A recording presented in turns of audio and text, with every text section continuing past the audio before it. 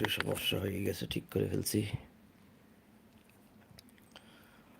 তো যেটা পড়তেছিলাম যে আল্লাহু আলা কুল্লি শাইইন কাদির, আল্লাহ হচ্ছেন সর্ব বিষয়ের প্রতি ক্ষমতাবান।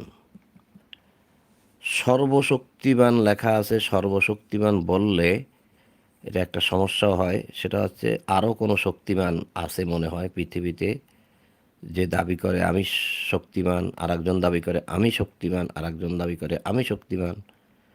সমস্ত শক্তিমান হচ্ছে, সর্বশক্তিমান হচ্ছে আল্লাহ, এটা বোঝা যায় যদি সর্বশক্তিমান বলি।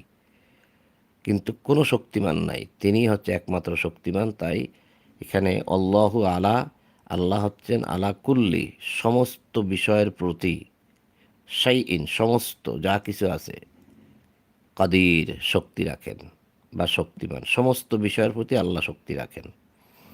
এইটা বলা যায়, এটা বললেই যথার্থ বলে হয় মনে আমার বিবেচনায় আসছে।